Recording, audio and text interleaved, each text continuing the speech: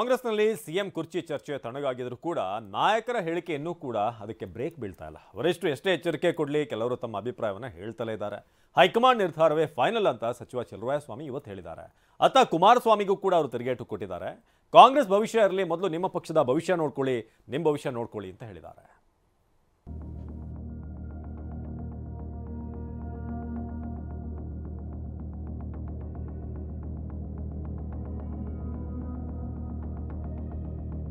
ಕಾಂಗ್ರೆಸ್ನಲ್ಲಿ ಸಿಎಂ ಕುರ್ಚಿ ಚರ್ಚೆ ತಣ್ಣಗಾಗಿದ್ರು ನಾಯಕರ ಹೇಳಿಕೆಗೆ ಮಾತ್ರ ಬ್ರೇಕ್ ಬಿದ್ದಿಲ್ಲ. ರಾಜ್ಯದಲ್ಲಿ ಮುಖ್ಯಮಂತ್ರಿ ಬದಲಾವಣೆ ಕುರಿತು ಚರ್ಚೆ ಆಗ್ತಿರೋ ಬಗ್ಗೆ ಸಚಿವ ಚಲುವರಾಯಸ್ವಾಮಿ ಮಾತನಾಡಿದ್ದಾರೆ. ಮೇಲುಕೋಟೆಯಲ್ಲಿ ಮಾತನಾಡಿದ ಚಲುವರಾಯಸ್ವಾಮಿ, ಯಾರು ಏನೇ ಮಾತನಾಡಿದ್ರು ಹೈಕಮಾಂಡ್ ನಿರ್ಧಾರಕ್ಕೆ ಬದ್ಧ ಅಂತ ಸಿಎಂ ಸಿದ್ದರಾಮಯ್ಯ ಡಿಸಿಎಂ ಡಿಕೆ ಹೇಳಿದ್ದಾರೆ. ಕಾಂಗ್ರೆಸ್ ಪಕ್ಷದಲ್ಲಿ ಏನೇ ನಿರ್ಧಾರ ಕೈಗೊಂಡ್ರು ಕೂಡ ಖರ್ಗೆ, ರಾಹುಲ್, ವೇಣುಗೋಪಾಲ್, ಸುರ್ಜೇವಾಲರದ್ದೇ ಅಂತಿಮ ನಿರ್ಧಾರ ಅಂತ ಹೇಳಿದ್ದಾರೆ. ಕೆಲವರು ಅವರವರ ಅಭಿಪ್ರಾಯವನ್ನು ವ್ಯಕ್ತಪಡಿಸಿದ್ರು. ಹೈಕಮಾಂಡ್ ನಿರ್ಧಾರವೇ ಅಂತಿಮ ಅಂತಾನೂ ಕೂಡ ಹೇಳಿದ್ದಾರೆ. ಯಾರೇನೇ ಮಾತಾಡಿದ್ರು ಮಾನ್ಯ ಮುಖ್ಯಮಂತ್ರಿಗಳು, ಉಪಮುಖ್ಯಮಂತ್ರಿಗಳು ನೇರವಾಗಿ ಹೇಳಿದ್ದಾರೆ, ನಮ್ಮದು ಯಾವುದು ಅಲ್ಲ, ಹೈಕಮಾಂಡೇ ನಮ್ಮ ತೀರ್ಮಾನಗಳು, ಅದಕ್ಕೆ ನಾವೆಲ್ಲರೂ ಬದ್ಧ ಅಂತ ಹೇಳಿದ್ದಾರೆ. ನಾವೆಲ್ಲ ಎಷ್ಟೇ ಮಾತನಾಡಿದ್ರು ಅಲ್ಟಿಮೇಟ್ ಕಾಂಗ್ರೆಸ್ ಪಕ್ಷದಲ್ಲಿ ಖರ್ಗೆಯವರು, ರಾಹುಲ್ ಗಾಂಧಿಯವರು, ವೇಣುಗೋಪಾಲು, ಸುರ್ಜೇವಾಲ 4 ಜನ ಏನು ತೀರ್ಮಾನ ತಗೋತಾರೆ ಅದೇ ಅಂತಿಮ ಆಗುತ್ತೆ. ನಮ್ಮ ಮುಖ್ಯಮಂತ್ರಿಗಳು, ಉಪಮುಖ್ಯಮಂತ್ರಿಗಳು 100ಕ್ಕೆ 100ರಷ್ಟು ಸೌಹಾರ್ದಯುತದಲ್ಲಿ ಈ ನಾಡಿನ ಜನರ ಕೆಲಸ ಮಾಡೋಕ್ಕೆ ನಿಂತಿದ್ದಾರೆ. ನಾವು ಯಾರೇನೇ ಮಾತಾಡಿದ್ರು ಅದ್ರ ಬಗ್ಗೆ ಏನು ತಲೆ ಕೆಡಿಸ್ಕೊಳ್ಳೋ ಅವಶ್ಯಕತೆ ಇಲ್ಲ. ಕುಮಾರಸ್ವಾಮಿ ಅವರೇ, ಮೊದಲು ನಿಮ್ಮ ಭವಿಷ್ಯ ನೋಡ್ಕೊಳ್ಳಿ.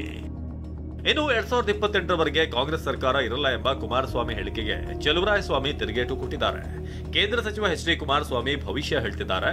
ಕುಮಾರಸ್ವಾಮಿ ಬೇರೆಯವರ ಬಗ್ಗೆ ಭವಿಷ್ಯ ಹೇಳೋದು ಇರಲಿ, ಮೊದಲು ಅವರ ಭವಿಷ್ಯ ಅವರು ಬರೆದುಕೊಂಡ್ರೆ ಸಾಕು ಅಂತ ವ್ಯಂಗ್ಯವಾಡಿದ್ದಾರೆ. ಯಾವ್ದಾರ ಒಳ್ಳೆಯ ಭವಿಷ್ಯದ ಟ್ರೈನಿಂಗ್ ತಗೊಂಬಂದಿರಬೇಕು. ಅವ್ರ ಭವಿಷ್ಯ ಅವ್ರು ಬರ್ಕೊಂಡ್ರೆ ಸಾಕು, ಬೇರೆಯವ್ರ ಭವಿಷ್ಯ ಹೇಳೋದಿರಲಿ. ಅವ್ರ ಭವಿಷ್ಯ ಅವ್ರು ಬರ್ಕೊಂಡ್ರೆ ಬಹುಶಃ ಅವ್ರು ಯಾವಾಗಲೂ 5 ವರ್ಷ ಸಂಪೂರ್ಣವಾಗಿ ಆಡಳಿತ ಯಾಕೆ ಮಾಡೋಕ್ಕಾಗಲಿಲ್ಲ, ಅದೇ ಬೇರೆಯವ್ರಿಗೂ ಕಂಪೇರ್ ಮಾಡ್ತಾರೆ ಅಂತ ಕಾಣುತ್ತೆ ನಾನು ನೋಡಿದ ಮಟ್ಟಿಗೆ.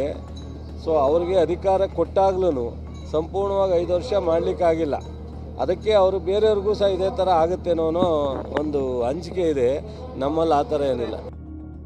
ಇತ್ತ ಜೆಡಿಎಸ್ ಕಾರ್ಯಕರ್ತರಿಗೆ ಡಿಸಿಎಂ ಡಿಕೆ ಶಿವಕುಮಾರ್ ಆಹ್ವಾನ ನೀಡಿರುವ ವಿಚಾರಕ್ಕೆ ಎಚ್ ಡಿ ರೇವಣ್ಣ ವ್ಯಂಗ್ಯವಾಡಿದ್ದಾರೆ. ಹಾಸನದಲ್ಲಿ ಮಾತನಾಡಿದ ರೇವಣ್ಣ, ಕಾಂಗ್ರೆಸ್ ಪಕ್ಷ ಇನ್ನೊಬ್ಬರ ಮನೆಗೆ ಹೋಗುವ ಪರಿಸ್ಥಿತಿ ಬಂತಲ್ಲ, ಬೇಕಾದಾಗ ದೇವೇಗೌಡರ ಮನೆ ಬಾಗಿಲಿಗೂ ಬರ್ತಾರೆ ಅಂತ ವಾಗ್ದಾಳಿ ಮಾಡಿದ್ದಾರೆ. ಅಂದರೆ ಕಾಂಗ್ರೆಸ್ಗೆ ಈ ದುಸ್ಥಿತಿ ಬಂತಲ್ಲ ಅಂತ ನನಗೆ ನೋವಿದೆ ಅಷ್ಟೆ.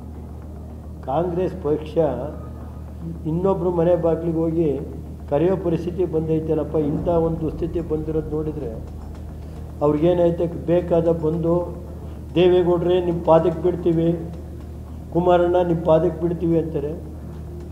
ಈಗ ಪಾಪ ಈ ಕಾಂಗ್ರೆಸ್ 136 ಜನ ಕೊಟ್ಟು ಗ್ಯಾರಂಟಿ ಕೊಟ್ಕೊಂಡು ಇವರು 136 ಗೆದ್ದುವೆ.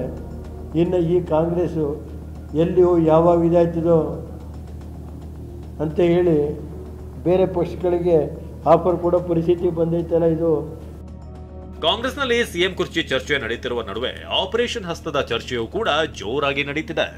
Bureau report, ಟಿವಿ9.